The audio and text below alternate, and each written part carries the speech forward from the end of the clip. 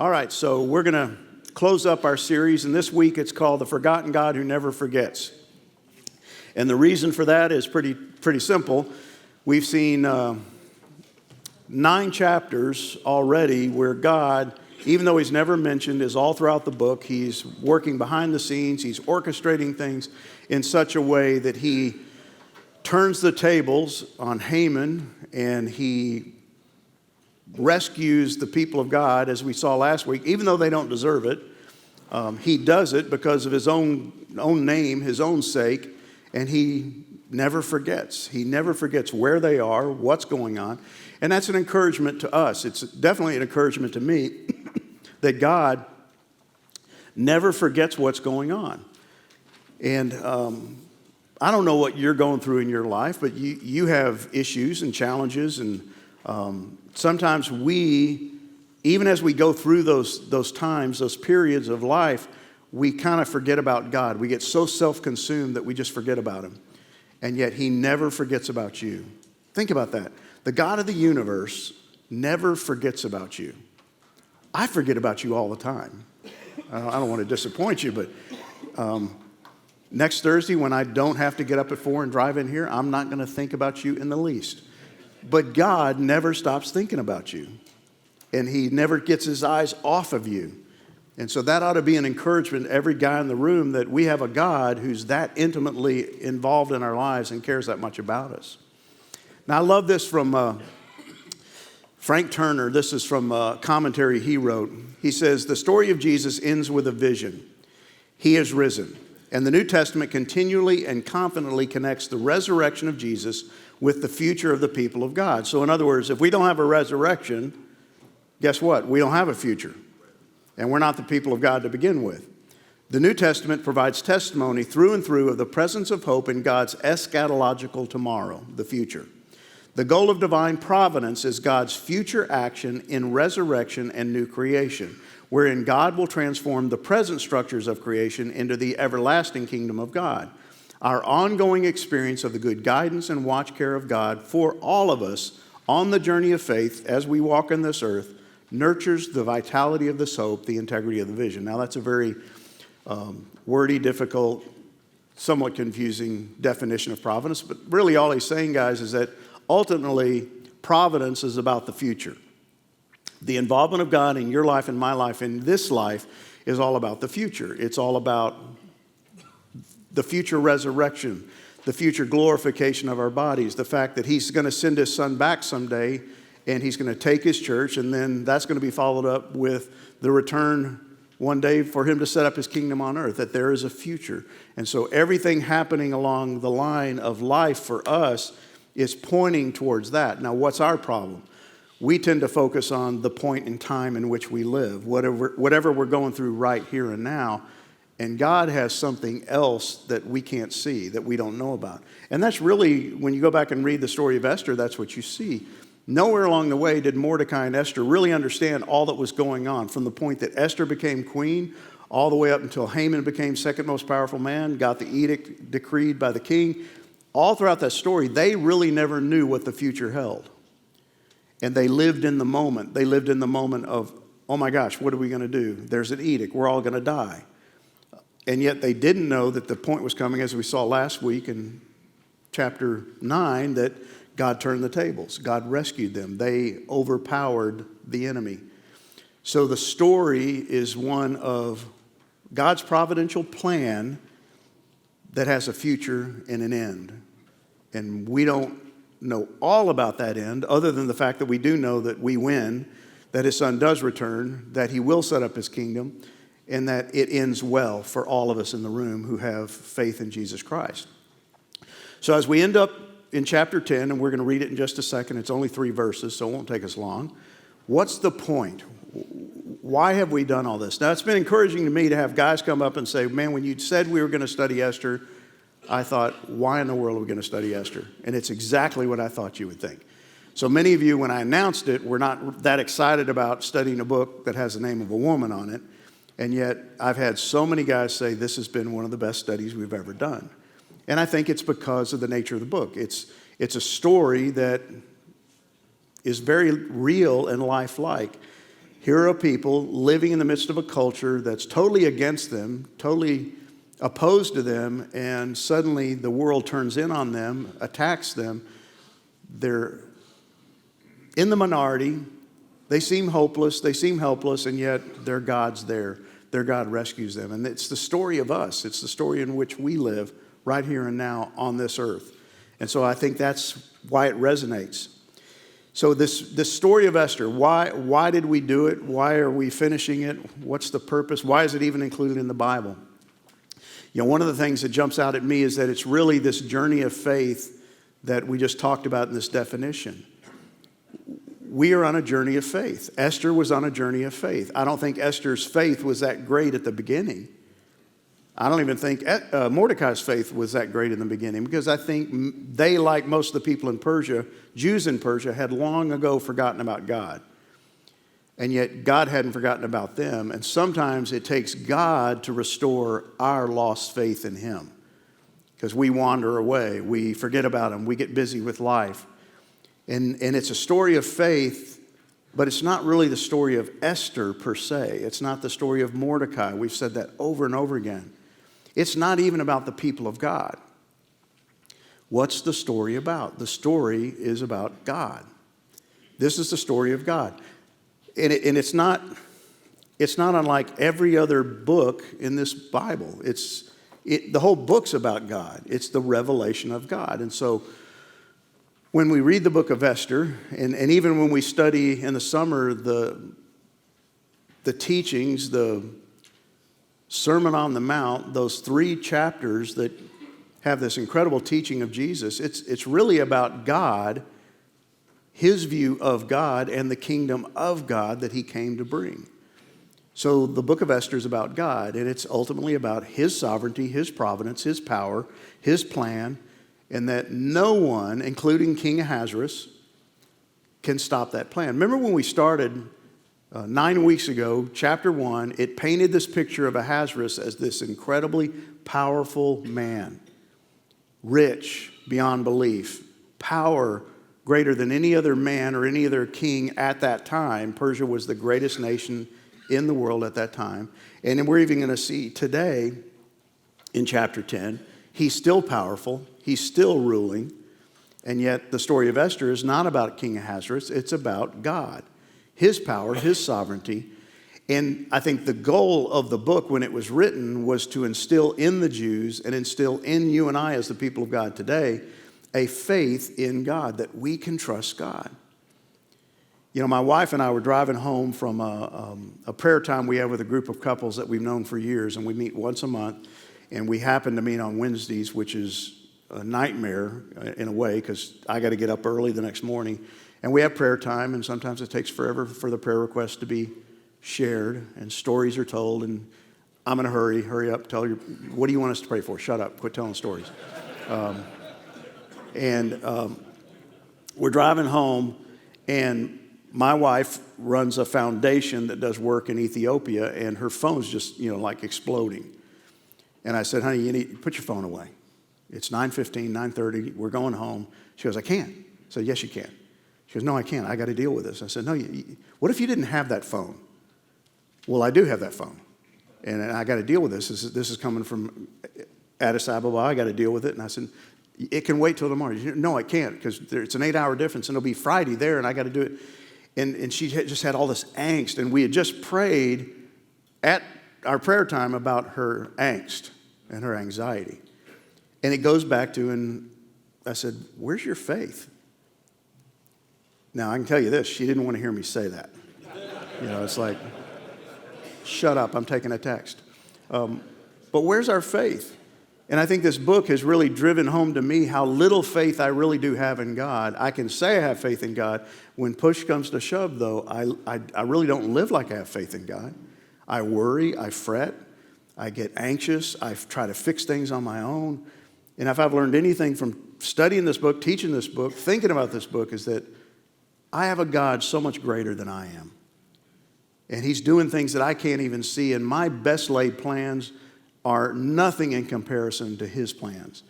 And so it's about faith, but it's about faith in the right thing. The saddest thing about this story to me is how it ends.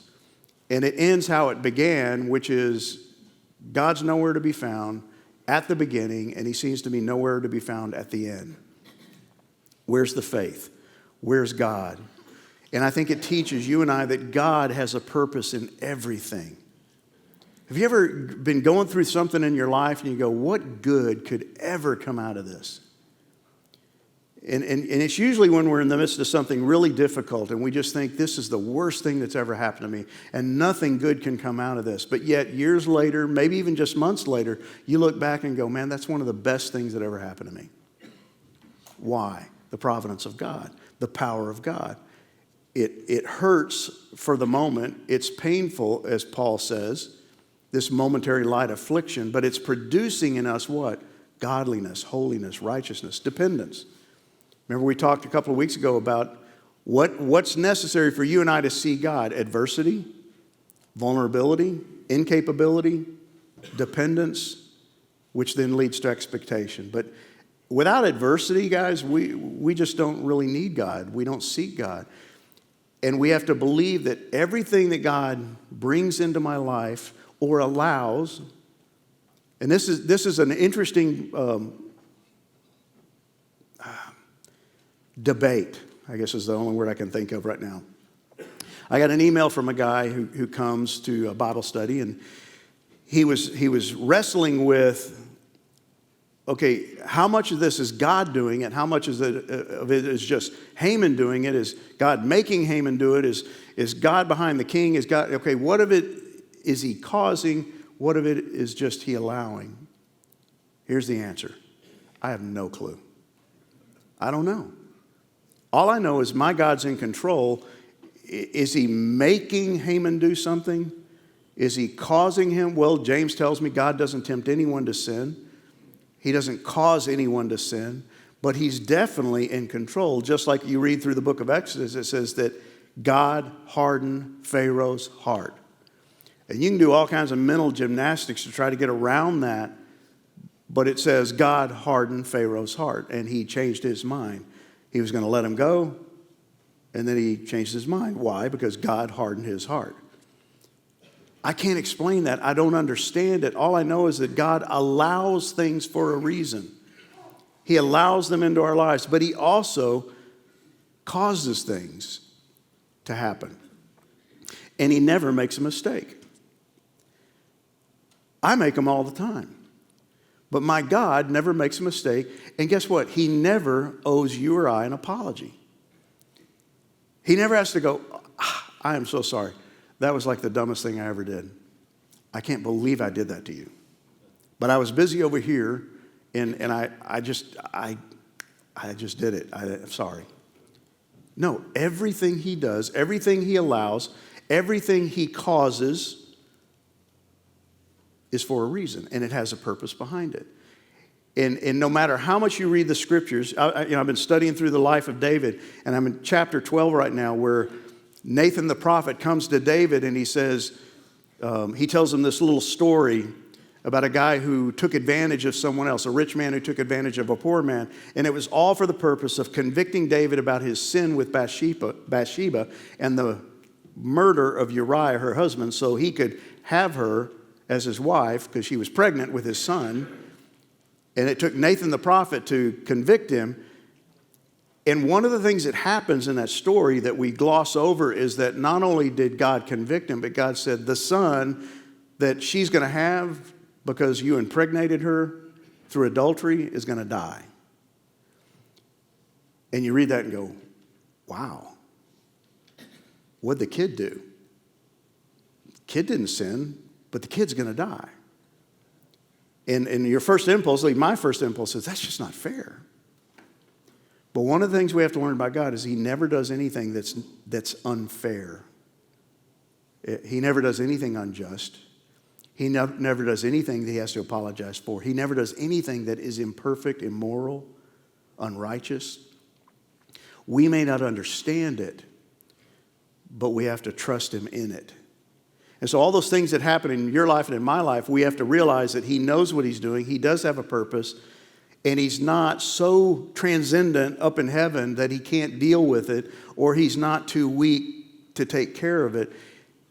We have to trust him. This all goes back to faith. This is a story of faith. Faith in a God that can't be seen, faith in a God that you turn around, he doesn't seem to be there. If you judge him based on circumstances, you will always reach the conclusion, my God is not there. Because while things may be great today, tomorrow they may be different. And so if you only think God is with you when things are wonderful, tomorrow when things are not so wonderful, guess what? Your God must not be there. And that is not what the Bible teaches. This book and the rest of the Bible teach that my God is there all the time. And so here's one of the lessons I get from the book of Esther is this. The problem is not with God's providence. There are a lot of people in Christianity today who struggle with the providence of God, that God is in control. Because they look around and they go, well, if he's in control, then he's not very good at his job. Because this sucks. Excuse my French. And they struggle with the idea that God's in control of their life because they want to be in control of their life. The book of Esther doesn't seem to have any trouble with the fact that God is providential. As a matter of fact, that's the whole purpose of the book. The problem is with perspective. What's our perspective? Just so, like we said last week, when you read chapter 9 and you see that after all God had done for them, they decide to have a celebration, a 2-day celebration that's still practiced today among Orthodox Jews, traditional Jews, Purim. It's less about God than it is about them, us, Mordecai, Esther. It's a historical event that they celebrate, but they've lost the perspective of who brought this about. Well, Mordecai, Esther. She was queen. He was her cousin. No, God did. And when we look at the providence of God, we look at it from a human perspective, which is pretty natural because we're humans and we have a human perspective, but that's not the right perspective. We have to view things through what does the Bible teach us about God? What do the scriptures reveal about God? Because our perspective is warped and limited. We can't see what God's doing, and so that's why we start to doubt that he's not here. And I get a regular flow of guys that come into my office and who are at one point in their life doubting the presence of God. I don't know where he is. I don't know what he's doing. I don't know why he's left me. I don't know why he's forsaken me.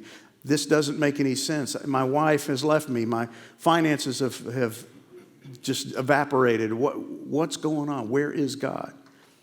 Well, God hadn't gone anywhere. But from man's perspective, it looks like he has. When you read this book from a human perspective, in other words, if I took this book out of its context and just bound it in a normal paperback version and handed it to a lost person and they read it, what would their conclusion probably be? It's a historical event. Mordecai and Esther were probably real people, and they saved their people. But they wouldn't see who in it? God. It's just not natural. But a person who knows of God, believes in God, would read this story and go, no, that's God. That's a God story. That's him working. So it's perspective. What's your perspective? Do you have a human perspective or a God perspective? You know, one of the guys came up to me this morning and asked me, am I going to say anything about the book, The Shack? No. But I am. I'm about to. But probably not what you think. I've already put stuff on Facebook and gotten inundated with disagreements. All I did was post an article somebody else wrote about the Shack saying 6 things wrong with the Shack. And then I was getting responses from people, most of whom go to this church, who are saying, oh, that book changed my life. It's the most wonderful book I ever read. It's all about forgiveness. It's all about this. It's all about the love of God. And all I'm trying to point out, and what the article was pointing out, is it's got a lot of really, really bad theology in it. Really, really bad theology in it. And even the guy who wrote it admits that his theology is not orthodox theology. I mean, he's admitted that. And so now a movie's coming out.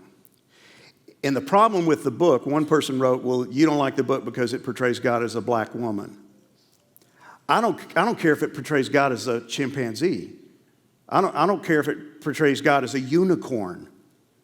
That's not my problem with the book. It's what the God portrayed as a black woman does and says in the book that I have a problem with. Because it doesn't portray God as God.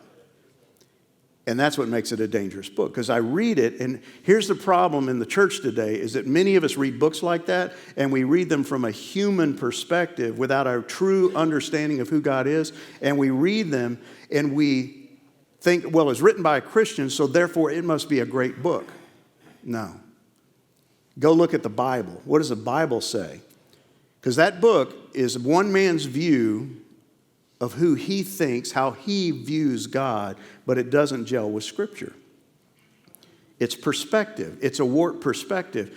And I think what happens is you read it, and what the book and the movie, I'm assuming the movie's going to follow the book pretty closely. What it will basically say is God is a God of love, and God will ultimately redeem everybody. Problem. That's not the Bible. God is a God of love. But guess what? God doesn't redeem everybody in the end.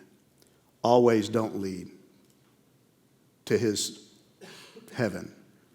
And so we got to watch our perspective. Even when we view God, even when we read Scripture, we've got to look at it from a biblical, godly perspective. Otherwise, we begin to doubt.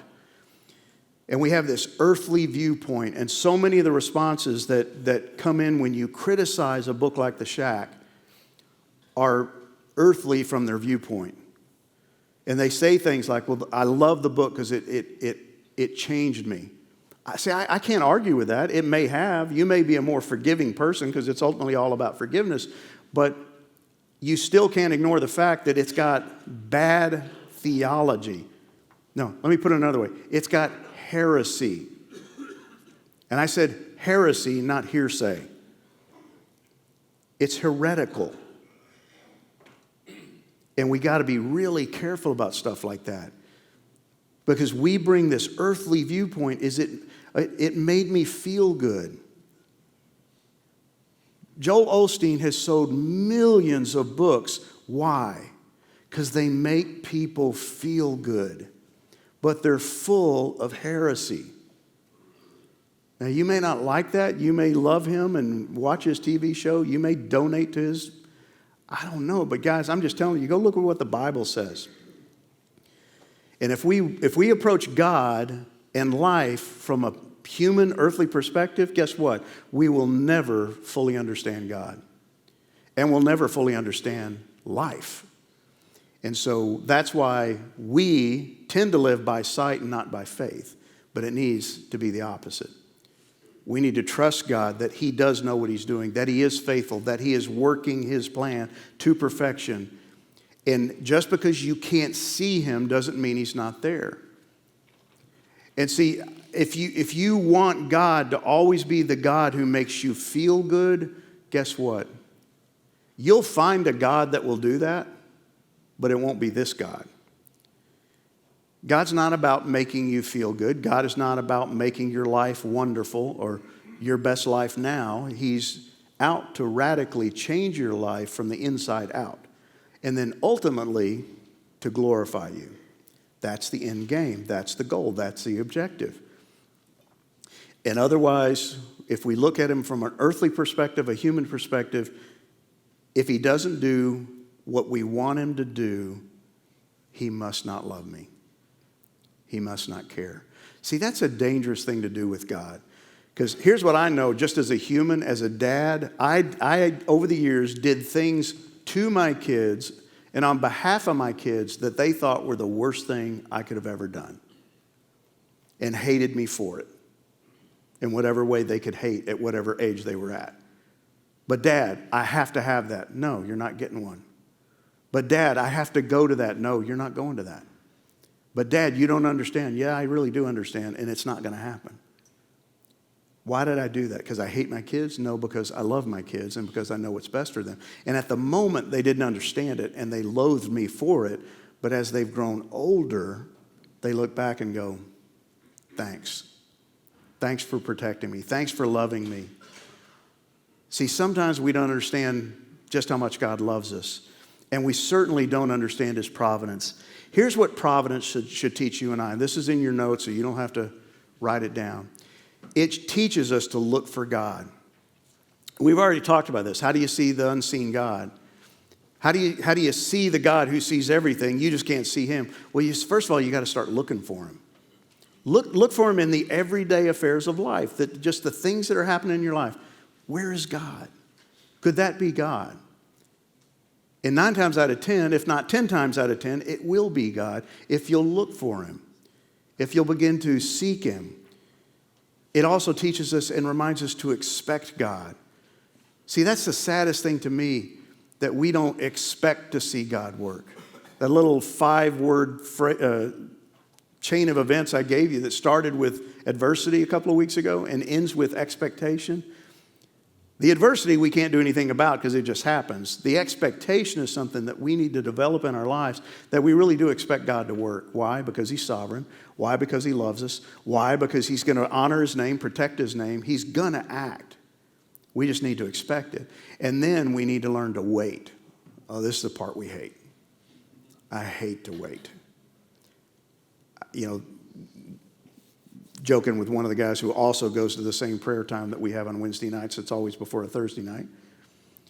And there's at least one couple in our group, and I love them to death, but sometimes it takes them a while to share their prayer requests, because their prayer requests are always associated with stories. And you'll sit there with your pen posed over your page. Okay, what do you want us to pray about? And it just goes on and on and on. And you're like, okay, I still don't have anything to pray about. Okay, what are we doing here? And then she'll be talking, and he'll go, no, but you forgot the part about, and then she'll go, oh, that's right. And you're like, okay, but I still don't even know what we're praying about. And 30 minutes later, you got an empty page going, great story, but what am I praying for? And I'm so impatient. And my wife always tells me, your body language is horrible. Because I'll sigh, I'll tap my pen, I'll look at my watch. Yeah, oh, yeah. You know, and they're still, it doesn't faze them. They're still telling their story. And then it boils down, finally they're done. Oh, yeah, and pray for this. And you're like, that has nothing to do with what you just talked about for 30 minutes. Patience, waiting on God. Waiting on God is really hard, guys. But providence inherently means we have to wait. Why? Because God knows what he's doing. Just like Mordecai, Esther, and all those Jews who lived in Persia had to wait a year to see the salvation of the Lord. I don't even want to wait a day.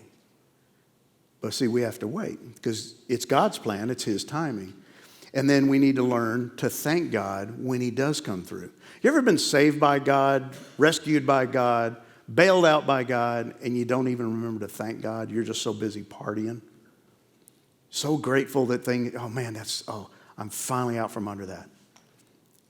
I don't have that hanging over my head anymore. And you don't even remember to thank God. Remember last week, what do? They schedule a party, a 2-day party. It's still going on today. And yet they left God out of the party. Providence means I got to look for him, I got to expect him, I got to wait on him, and then when he does act, I got to thank him for what he's done. So let's read these 3 verses. It won't take us long. Chapter 10. King Ahasuerus imposed tax on the land. So he's still king, right? Started out in chapter 1, he's king. Chapter 10, he's still king. He imposes a tax on the coastlands of the sea and all the acts of his power and might. There it is again. He's still powerful. He's still mighty. And the full account of the high honor of Mordecai, who's now second most powerful man, to which the king advanced him. Are they not written in the book of the Chronicles of the kings of Media and Persia? For Mordecai the Jew was second in rank to King Ahasuerus, and he was great among the Jews and popular with the multitude of his brothers, for he sought the welfare of his people and spoke peace to all his people. So here we are. We're at the end of the story, and once again, you got King Ahasuerus. He's still king. He's imposing a tax. He's still got power to do whatever he wants to do. You got Mordecai, who's now the second most powerful man, and he's highly regarded, highly respected, and he's renowned for what? He's renowned for having saved the people. It's interesting that Esther gets kind of left out of the equation. And she's the one that risked her life going into the king. But Mordecai, for whatever reason, chapter 9 and chapter 10, he's the one that gets elevated. Maybe it's a form of, looking down on women in that day. I don't know. But Mordecai and Ahasuerus are recognized, and what are they recognized for? Power, position, rank, authority. So you've gone from chapter 1 to chapter 10, and it's still all about what? Man. It just so happens one is a Jew, but where's God in all of this? See, it ends with an emphasis on a man. It began with an emphasis on a man, Ahasuerus. At the end, it's Mordecai. Mordecai the Jew. And he's second in rank only to the king. How did we get from chapter 1 to chapter 10 and we still don't have God? We still don't have him being mentioned. We have Mordecai, who is now rich and powerful and popular. How did this happen? Happens every day. Happens in my life, happens in your life. My wife and I were talking just the other night how easy it is at the end of the day if I think about it, and I don't normally think about it, if I ask my wife, how has your day been? She will tell me about her day. And of course, my mind is already thinking about how my day was and how my day was worse than her day. And if she'd hurry up, I'd tell her how bad my day was. But she can go through her little spiel about her day and leave God completely out of it. And then when it's my turn, I can vent and moan and or talk about the successes of my day and leave God completely out of it. And so last night, as we're driving to the prayer time, I said, where have you seen God in your life today? I don't know what possessed me to say that, but it was really interesting because she just sat there and she went, that's what she did for like 5 minutes, driving in the car. I said, did you hear me? She goes, yeah, I heard you. I just don't know what to say. And I said, isn't that sad that here we are, we both love Christ, we were both involved in ministry, and I ask you, where have you seen God today? And you have to wait to figure out where you saw God today. And that's sad. And the same thing's true of me, guys, that we can go through life and we can forget about God in our life and not even be able to say, man, he was here, he was there. Or even ask one another, what's God taught you this week? Don't ask about each other's jobs. Don't even ask, hey, how's your wife? How's your kids? What has God taught you this week? And here's what I think might happen. The same thing that happened with my wife. There will be this long, pregnant pause. What has he taught me this week? And you could even have been in the Word that morning. Here's what's really sad. You could go home today, at the end of the day, and your wife go, hey, honey, what did God teach you today? That's a great question. And you went to Bible study. Because we're trained. It's not that you didn't learn anything, and it's not that God didn't teach you anything. We're just not trained to think about it, to reflect on it and go, well, he taught me he's providential, that he's powerful, that sometimes I have to wait for him. But see, we go through classes like this or lessons like this, and then we just kind of forget about them and move on with our life. That's exactly what we see in the story of Esther. And we see at the end of the story that, what does it say? He, Mordecai, sought the welfare of his people and spoke peace to all his people. He's the one that gets the glory. He's the one that gets the credit. And he didn't even really do it. His cousin did. And she didn't really do it. God did. But God gets left out. And God gets left out of my life and your life. So what's missing in the book of Esther? What have we said for 9 weeks now? God. Someone is missing. Who's missing in your life? And I don't say that to make you feel guilty. I don't say that to demean you in any way.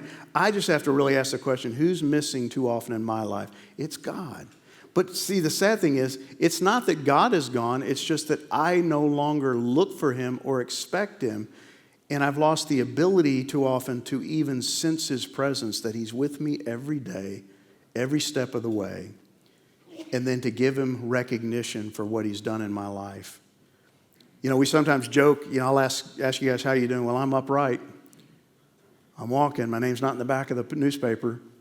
I'm putting one step in front of the other. And I get it. I say the same things, but man, to just thank God that you're here, that you walk, that you have life, that you have breath, that you have a job, that you have a wife, that you have whatever it is you have, limited or as great as it may be, to thank God that it's all because of Him that you're even here. That you can take a breath, that you can walk, that you can talk, that you can converse, that you're not like Ray, who can't even come here, who would love to be here, but he can't come. He can't physically do it. Recognize Him everywhere about you. Here's what providence teaches us. Look for the hand of God where you least expect it. Look for God in everything. Recognize His love even in unlovely situations. Here's what I can tell you about my God, your God. He never falls out of love for you. So if you have something negative happen in your life, do not go to the conclusion. Don't jump to the conclusion, He must not love me anymore. That's the way you parent. That's not the way He parents. So recognize His love even when things don't look lovely. Trust His will even when it conflicts with your own. This is one of the greatest problems we have as men especially, but as Western Christians, is that I don't like this. I don't like your will because it doesn't gel with my will. Here's my best advice for you. Get over it. Because His will is greater than yours. And guess what? His will is better than yours. He knows better than you. He's wiser, smarter. He's providential. He's all-knowing. He's all-seeing. He knows exactly what you need. And guess what? Whatever it is you're going through right now that you hate and loathe because it doesn't match your will for you is better for you than anything you could ever imagine. And in time, you'll recognize it and see it. His will is better. Rest in the strength, His strength when yours is gone. The saddest thing to me about me and you is that we sometimes have to reach the rock bottom and we run out of complete energy and strength. That's when we turn to God. But we got to learn to rest in His strength when we just don't have any more. I don't know what to do. I'm exhausted. I'm worn out. Good. Best place you could be. Depend on His power when yours seems sufficient. See, that's the danger point for most of us in the room. I met with a guy just this last week who's in a really bad spot, and he's going through some really difficult times, and God has his attention.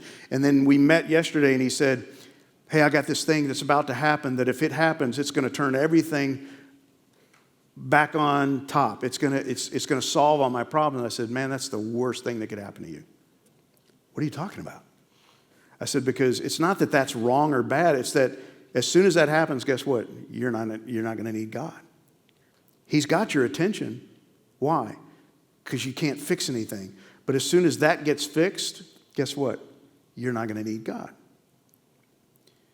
That's the danger of success as we see it. Depend on His power even when you seem to have the power to fix it yourself. Go, nope, not going there. I'm not going to try to fix it. I'm not saying sit in your can and do nothing, but go to Him first and say, is this what you would have me do? Or am I trying to fix something a way that you don't want fixed? What do you want me to do? What would you have me do? And don't assume all is lost until He is completely done. Don't assume all is lost until He's completely done. See, this story took well over a year to finalize itself. And all along the way, the Jews were worrying. Where did Mordecai spend most of his time from the day the edict was declared? Sitting at the gate in the sackcloth and ashes, waiting for the inevitable. But see, God wasn't done yet. Don't assume all is lost until He's completely done. And here's what I know about your life and my life, that very rarely will what you think is the inevitable happen. We play the what if game. And we jump to conclusions and think, well, it's all going to end in misery. It's all going to end in defeat. And we don't know the end of the story. Don't assume all is lost until God is completely finished. When will God be completely finished? Next week? Maybe. Next month? Maybe. But He won't be complete. He won't finish His plan until what? His Son returns, takes the church. The tribulation happens. He sends His Son back, and He ends this thing, That's when it will be done. When we have glorified bodies and we're sitting in his presence, that's when he will be done. So don't assume all is lost until all is done, until God finishes his plan. Go read Hebrews chapter 11, the great hall of faith, where it chronicles the life of Abraham and Sarah and Noah and Moses and all these great patriarchs of the faith. And it says they all died in faith, never having received what they had hoped for. Now, what does that mean? That sounds very depressing to me. Where are all those patriarchs right now? Enjoying what they hope for. They're with God. They're in heaven. They're in his presence. They didn't get it in this life. They got it in that life. And see, you may not get everything you're hoping for in this life, but you will get it in the next life, because that's the end of the story. That's when he will be done. So that's the story of providence, is that God's in control. He knows what he's doing. This is something I wrote in a blog just when I was studying the book of Esther. I just want to read this to you. Oftentimes, God uses us in spite of us. He has used pagan kings, egocentric Amalekites, young Hebrew virgins, common fishermen, misguided zealots, reluctant prophets, adolescent shepherds, and a wide assortment of other unqualified, unlikely individuals to accomplish his divine will. Go look at Hebrews chapter 11. The story of Esther is a story of God working through the lives of the unfaithful in order to display his faithfulness. God didn't need Mordecai or Esther to accomplish his will, but he used them anyway. He didn't choose them because of their qualifications or potential contributions to his plan. That ought to encourage every guy in the room, because guess what? God doesn't need you, but he chooses to use you. Not because of you, but in spite of you. And every one of you, God has something he wants to accomplish through you. But in his power, not yours. For his glory, not yours.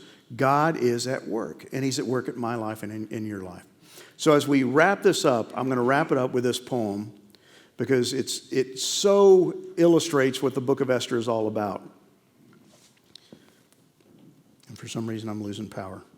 It's because I'm unplugged. So what does it say? God moves in a mysterious way, his wonders to perform. He plants his footsteps in the sea and he rides upon the storm. Now, I want you to think about this. This is a poem. We can get real wrapped up in the rhyming and all that. But God moves in mysterious ways. Does anybody in this room fully understand God? No. And if you raise your hands, I want to have a meeting with you. We don't understand God, but he performs these wonders. He plants his footsteps in the sea. He rides upon the storm, which just simply means he's in control of anything and everything. Deep in unfathomable minds of never-failing skill, he treasures up his bright designs and works his sovereign will. So God is out there doing things that we don't even understand. We can't even see. Ye fearful saints, what a great description of us. Ye fearful saints. We're saints. We're righteous. We stand before God as righteous. We're sons and daughters. We're heirs of the kingdom, but we're fearful. And we shouldn't be, because we have a powerful God. Ye fearful saints, fresh courage take. The clouds ye so much dread are big with mercy and shall break, and blessings on your head. So we see the clouds of life coming, and they look ominous and they look scary, and we get fearful. And he says, no. What you don't understand is those clouds you fear are bringing you life. They're bringing you blessing in the form of storms. You ever seen what your yard looks like after a storm?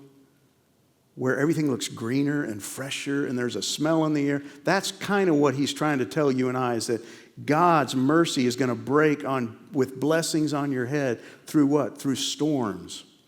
So he says, judge not the Lord by feeble sense, human sense, but trust him for his grace. Behind a frowning providence, he hides a smiling face. See, we look at the providence of God and go, I don't like that. He looks angry. He looks upset. This doesn't go well. I don't like what's happening. And we see a frowning face, but he says, no. Behind it is a smiling face. He really does love you. His purposes will ripen fast, unfolding every hour. The bud may have a bitter taste, but sweet will be the flower.